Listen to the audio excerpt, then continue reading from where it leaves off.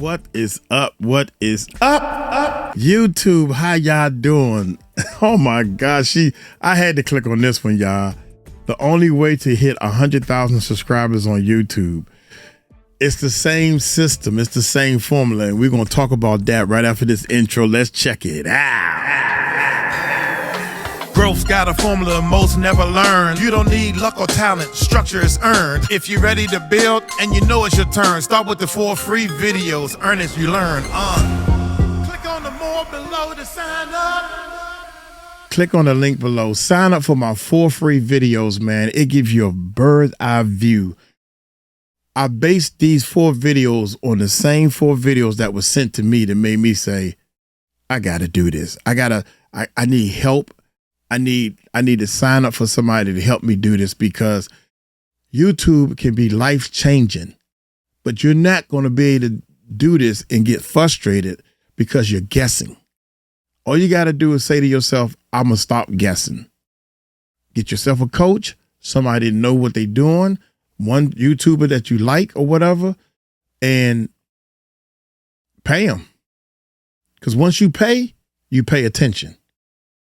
Other than that, we're talking about a hobby. I do this because I get paid to do this. If you want to get paid to do this, you need to start investing some money into yourself. You have to invest your money into yourself because once you invest your money into yourself, you pay attention. That way you get structure. You get clarity. You start understanding things. Then you get the direction you want to go down. And then your business will start making money. Does that make sense? Now, her business, she is, oh my gracious. Okay. The only way to hit 100,000 subscribers. Now, this is, wait a minute. On your, well, that's how many views. Oh, okay. She got 231,000 subscribers a day. There.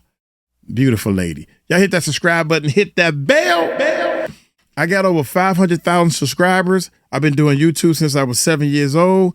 And right now I'm learning and understanding how I'm going to approach teaching people my formula. The growth formula is bad. It's designed for beginners. So if you don't know something, it's real easy. Like you got all this camera work. She got a microphone there. I got a microphone. I got headphones. I don't know how to hook this stuff up. I don't know how to do this. Good. This is where you start at with a cell phone. Start like this. Nope. You start like this. Boom. First, set your cell phone up like this so it can be widescreen for YouTube. And then you start practicing. Every video you upload, every video you record don't have to be uploaded. That's what I was trying to say. Hit that subscribe button. Hit that bell. Let's check her out. Ever since I was like 14, I've wanted a YouTube channel. And every year I told myself it's too late to start. Now is not the right time because X reason, because Y reason, because Z reason. And then finally in 2021, I got sick of all of that. I was like, the time is going to pass anyway. So I started. And in 2025, this arrived. So in this video, I want to talk about why it's not too late to start YouTube and specifically how to give yourself the best chance of success. Because the reality is YouTube isn't dying. YouTube has higher watch time than any other streaming service, so people are watching YouTube. So my hot take here is saturation is actually an opportunity. Everything is technically saturated already. There's nothing that you would be able to find that would be completely, truly unique. Nobody has ever thought of it before. And in a sense, that's a good thing because a saturated niche implies that there's a big audience, which is a big opportunity. So for example, fitness is a super saturated niche, but Chloe Ting still grew one of the biggest workout channels. So she found a way to do it. Yes. One thing I want to say, because I get this a lot on the phone. Yeah, see, my channel going to be different. Ain't nobody doing that. No, you don't. That's the wrong approach. You want to be different, but you don't want to be so different that nobody's even searching like, I don't know how to, something so unique and different that nobody cares about it. I don't know. Cause every time I come up with something like how to run your car for gas. I mean, how to run your car for water and not gas. Somebody would click on that. That's like, let me see what this is about. Curiosity. You got that. You can't, you gotta grab a niche of what the average person is doing. Don't sit there and think that you made up a completely different world, so to speak. Don't take that approach. Here we go. Examples. There are so many productivity apps on the market, yet Notion, a relative, I would say, latecomer, managed to become one of the biggest trending topics in the productivity niche. Design apps are very saturated and have some big heavy hitters, but Canva, relatively late on the scene, still managed to become a multi-billion-dollar company. So for me, when I thought it was too late, I thought, oh, it's too saturated. Like, too many people are doing it. It's too competitive. There's no way that my content would get any views. And I think actually looking back now, I realize saturation isn't the problem. The actual problem is everyone doing the exact same thing in saturated niches. That doesn't make sense. So basically, if it's saturated, there's a big audience, that's a big opportunity, but only if you do it in the right way. Only if in a sea of people, you figure out how to stand out. Basically, you want to be a pick-me, which I know we don't normally want to be. So the most important thing, I think, to growing a YouTube channel realistically to 100K starting this year, in the coming years, is differentiation. And that is what this video is about. So in this video, I want to share 6 of the differentiation strategies that we love that I use to grow this channel from 0 to 200K subs. So let's talk strategies. The first strategy is to differentiate your brand. Branding is essentially what helps you differentiate stylistically from someone else doing other things. It also helps evoke a certain feeling. Like, for example, the feeling of Lana Del Rey is so different to the feeling of Taylor Swift, to Sabrina Carpenter, to Olivia Rodrigo. Lana is like this very like vintage, nostalgic, old Hollywood vibe. It also helps people instantly recognize you. For example, my friend Aprilyn, who has a very specific style for her content, I love it. It also helps people perceive you in a certain way. So for example, normal smoothie, $5, $6, $7, Erewhon, $20. That's the power of branding because people pay it. It also helps create trust because there's familiarity there. And of course, branding is a combination of every single one of these elements. So color palette, typography, delivery style, branding pillars, brand archetype, tone of voice, brand values. Every element works together to help you create an identity of who you are or who your business is, who your content is, and who it's for, right? So for example, for us, we did a lot of thinking. We're like, how can we differentiate? How can we do things a little bit differently in a style that we really love? So one thing that I came up with, I was like, what if we made slides for all of our videos? Would that be crazy? Because first of all, I love making slides. I feel like for educational content, it's extremely useful to see stuff on the screen and to have examples and visuals and stuff like that. And we also, anytime I come across a boring and dry business topic, I'm like, okay, how can we make this more fun? How can we make this more relevant? How can we make this more modern? Could we do like a little bit more pop culture on it? Could we make it more like aesthetically design friendly or pleasing or something like that? So we try our best to do that. And in terms of brand archetype, again, I tried my best to go for more of a cozy vibe, more comfort, more you're doing enough. Everything you're doing is great. Like, take small steps. It doesn't need to be this like big scary leap to start a business. I have a lot of things outside of my business that I love. My business is just one small part of who I am, and I love it that way. I can show you guys the scarf I'm making. This is something I'm crocheting right now. How cute! I mean, it doesn't go with this shirt, but my mom crochets. Wow. What in the world? I don't even know what her channel is about, y'all. That's amazing. Oh man, she probably does a lot of creating stuff. Make it. Oh, this will be. Hold up, I'm gonna come back to that. Let's go to the front of her channel, man. This is amazing. With a business that generates over 6 figures a year in revenue. Traditional hard entrepreneurship says hustle, more. Wow. How to start making 100K? Yeah, she's talking about business and how to start. Oh man, I would love to get into this. I loves her channel. You have yourself a fan. I hated my 9 to 5. Here's what I did instead. Wow. Oh my gracious. Yeah, I'm sorry, y'all. I'm getting too deep into this. Okay, let's see her most popular video. Her most popular video got 500,000 views in 1 year. Incredible. This is incredible. The next biggest one, how I build systems so my business runs without me. Y'all better get with this, man. Y'all better get your formula, get yourself some structure. Now how can I get back to the... Ever since I was like 14. Oh man, I ain't want to do all that. I don't even know where we at now. Wait a minute. Very like vintage, nostalgic, old Hollywood vibe. It also helps people instantly recognize you. For example, my friend best to do that. And in terms of brand archetype, again, I try people's aesthetic completely, and that ends up blending them in. To stand out, it has to be rooted in actually who you are and what you care about first, before you just start pinning a bunch of stuff. Instead, start out by understanding who you are, who you exactly want to speak to, and the feeling you want to evoke for this person, and then start creating the Pinterest board. For example, for me, I'm very much like, I want to be your older sister, or your best friend. I'm very type A. I love systems. I love following rules. I love coziness and comfort. I'm very pro fun and pro play. I'm very anti 40-hour work week, anti fluff. It's like, what do you stand for? And what do you not like that other people in your industry or niche are saying and you don't agree with? That's a great place to figure out where you can stand out. And who do you want to attract? So for me, I'm like, you don't rub against the camera. Okay.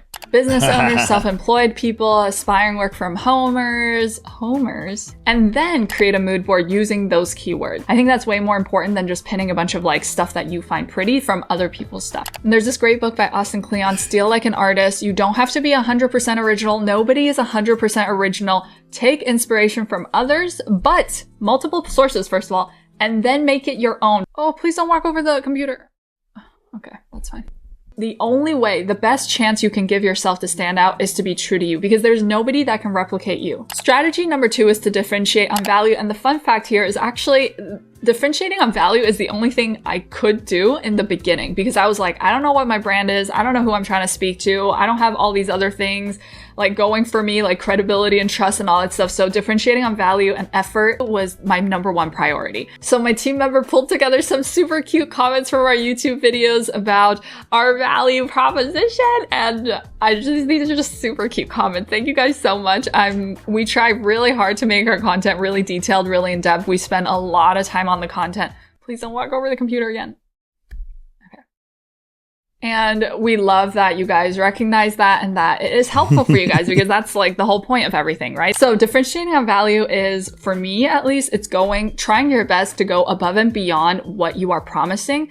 And obviously value is a subjective thing. What's like highly valuable to one person could be completely not valuable to another person. And I think that goes again to knowing your target audience extremely well and knowing what problem you're trying to solve. And I often think this is something easy to fall short on, whether that is a business, so you're selling a product, or you're a freelancer, you're selling a service, or you're creating content, is not putting enough work into the quality of what you are delivering. The better that is, the easier everything else is. The easier it is to get people to come to you, the easier it is to get people to come back, the easier it is to get people to refer you to other people, to be like, you have to work with her, you have to watch her video, like blah, blah, blah, blah, blah. Nettie, you are making every noise in the world right now. She's trying to climb into a bag. This is the cat cam. Enjoy. So these are some things that we think about when it comes to providing as much value as we can. Number 1, everything we talk about in our videos is based on my own experience as a freelancer, business manager, working as a business manager behind the scenes of 40 plus businesses, my years of experience with my own business, with my own content, with creating YouTube videos for the past 4 years. My team and I spend a lot of time on our YouTube videos so that the information feels comprehensive, fresh. We spend a lot of time on structuring, because structuring is very important to me, to convey the information in a way that makes sense and is interesting versus just info dumping a lot of stuff on you. And fun to watch, hopefully. I try my best to make sure that everything we do is as specific as possible so that it's not so like, oh duh, like I knew that. As much as possible, I try to break things down into step-by-step guides. So make it as small steps as possible, because that was another problem I had with business content. I felt like sometimes... Man, hold up. That's in her video. I keep taking the headphones off. My mom is upstairs and it sounds like she's falling. I hear boom, boom, boom, boom, boom. That's in her video. Let's see if I hear it again. This is just info dumping a lot of stuff on you, and fun to watch, hopefully. I try my best to make sure that everything we do is as specific as possible so that it's not so like, oh duh, like I knew that. Yep, that's in her video right there. It just did it again.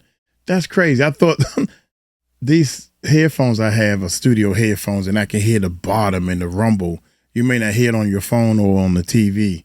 So that it's not so like, oh duh, like I knew that. As much as possible, I try to break things down into step-by-step guides. So make it as small steps as possible, because that was another problem I had with business content. I felt like sometimes it was so broad advice. We also try to create a lot of freebies, free templates, so it's easier to follow along with the advice so you can take home something and have something implementable. So here's our little guide on how to be a value-packed cookie. So the first one is solve big problems, figure out what those big problems are. And that's why I always talk about problems. You have to know what problem you are solving for the person that you want to deliver the product, service, or content to, and solve it well. Over deliver some way, shape, or form, whatever they expect. Try to do a little bit more if possible. Package it better and provide a memorable experience so that the whole process of interacting with you is a positive one. And know your people better than they know themselves. This is just so important. You have to know who you are speaking to. If you do not know who you are creating content for, who you're delivering your products or service for, you can't orientate yourself, right? Then it'll just all be about you. And at the end of the day, content and business, even though it can be about you, it's not really about you. I guess that's like a huge lesson in content creation is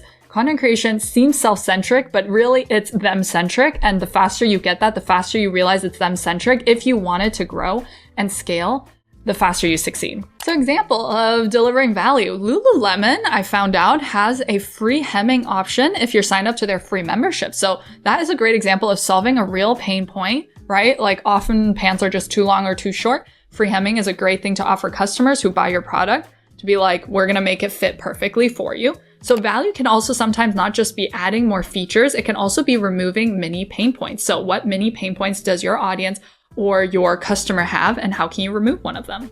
Like, do I look so awkward holding her? Just a single mom working 2 jobs. By the way, this is shameless plug time. I'm actually creating a YouTube product where I take you behind the scenes of my entire YouTube workflow and teach you everything that I've learned over the past 4 years. That is coming out soon. I don't know when because I'm still making it, but if you're curious about that, I will drop the waitlist link down below. All right, the next strategy is to differentiate on trust. Trust is the most important thing in building businesses and the cat. One of the things about doing a YouTube channel is, and I push this to the limit, all the things that you think that you don't want to happen in your YouTube videos is all the things that you should keep in your video. Almost like the opposite. For example, I had the dog one time. I'm like, this, you know what? People got their cats and stuff in there. Oh, that's nice. Hey, Ziggy. And everybody love it. People walk in on me while I'm doing my video. Man, I'm doing a video now. I got to start all over. Nope. Leave it in there. Leave it in there. The more mistakes people see, the more engagement you get. It's almost like you're trying to be too perfect. You want everything to be perfect. And all the mistakes is what people, it's a trigger. It's like, boom, somebody just walked in. That helps your channel. It helps your channel, man.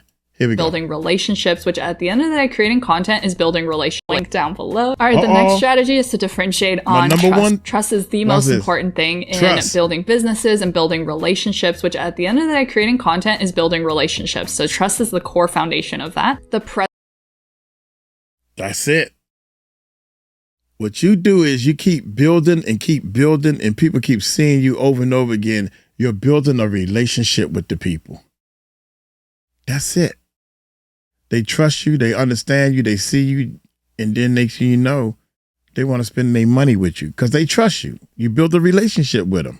Presence or absence of trust can make the biggest difference between being taken seriously and being completely ignored. So the biggest creators and brands that we know all have big trust built into them. So for example, Nisha is an accountant. Ali Abdaal was a former doctor. So if you look at anything you've bought or consumed in the past month, chances are there's some sort of trust working there that is working for you. So that could also be a fun exercise. The next time you buy something, the next time you click a video, be like, what element of trust was working for me here? What convinced me that this person is the right person to listen to, or that I can give my money to this product or service? So for us, what we try to do, some things are like input bias. So input bias is where we try to make it obvious that we put a lot of work into a video. Like, for example, with this one, oh, on the whiteboard is some stuff. Or borrowed credibility, like, oh, I read this really good book from this really famous author.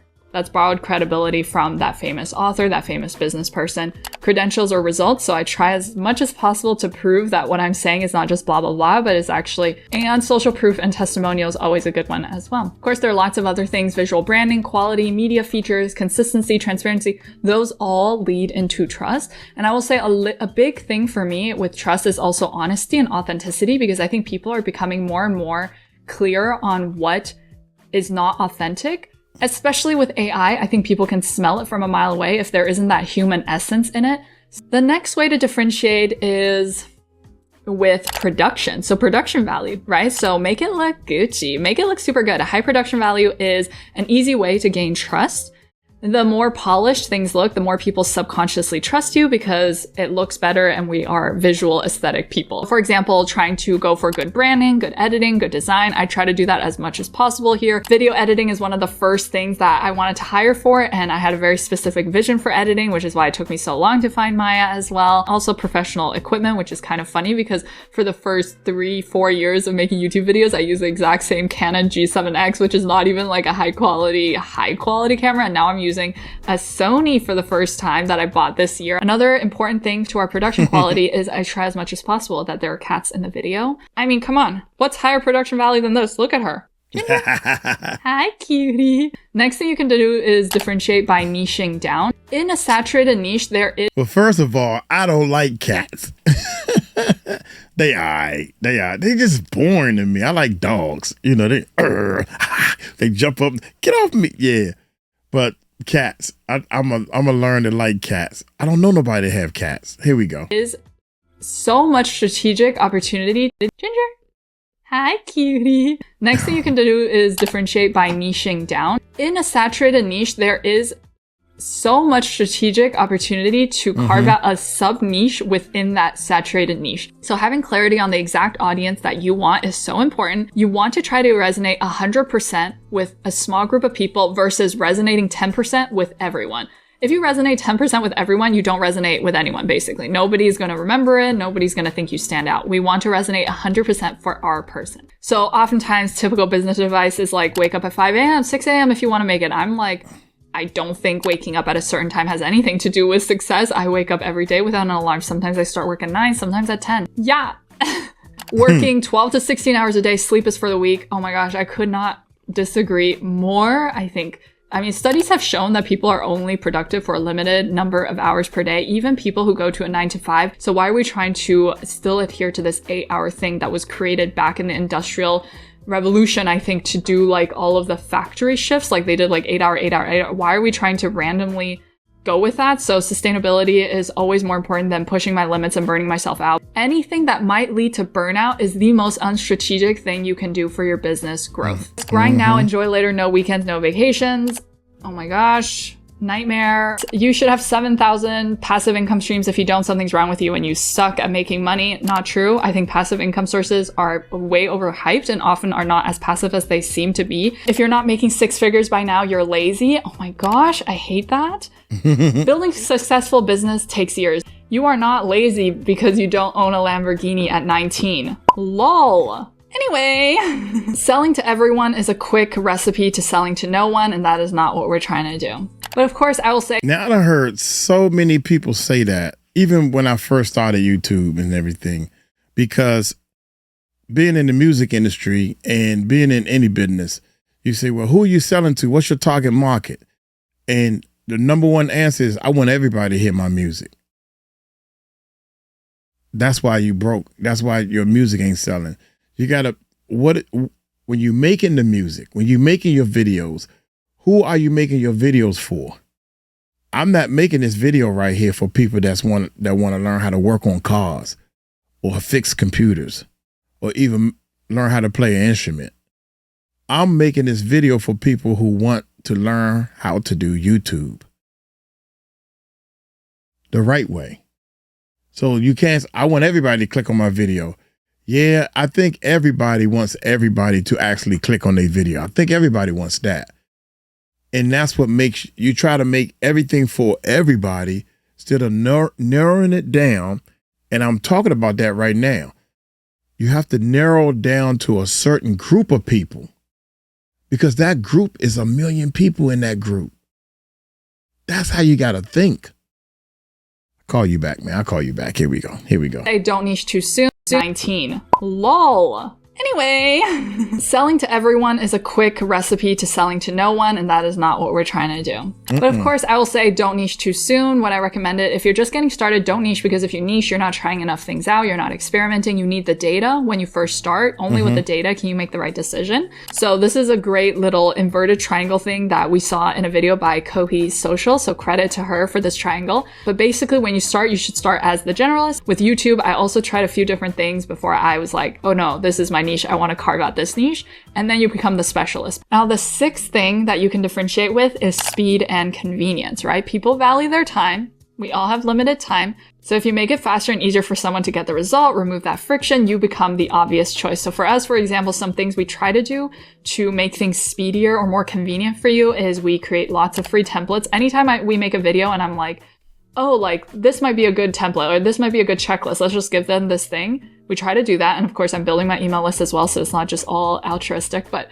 it's a good win-win for both of us. I try my best to get straight to the first point within the first minute of my YouTube videos, but I know I don't always succeed because I love to talk and I love to give you context, and I know that's not good for retention, but we try our best to explain like boring, complex business topics in easier ways to understand, hopefully, and more specific ways, and we try to do lots of examples to make it easier to understand what we're talking about. And we add chapters, so we do like small things here, try our best to do it. And if you've started a YouTube channel or you're about to start a YouTube channel and you are worried about staying motivated, I have a really great video all about how I actually wanted to quit YouTube at one point in time, but I stuck with it because I read this great book. So if you want to watch that video, it's a great video. And as always, thank you so much for watching, and I hope to catch you in the next one. Okay, bye. Bye. That was very, very interesting right there. I like that. I really like what she's talking about. I need to subscribe to her channel. I just subscribed and I need to watch another one of your videos. Oh man, I got a lot of people. Hey, I'm gonna get on up out of here. If you want to learn some strategies to get to that 1,000 mark, everybody want to reach the 1,000 subscriber mark, don't you? So we want to do it on this channel as well, but I could have cheated. I could have just told all my subscribers at my big channels to come on over, but I don't want just subscribers. I want people that want to learn how to do YouTube to subscribe to this channel. So hit that subscribe button, hit that bell, and check out this video right here where you can reach 1,000 subscribers. Y'all take it light, take it slow. Tell them Uncle Mike told you so. Peace out.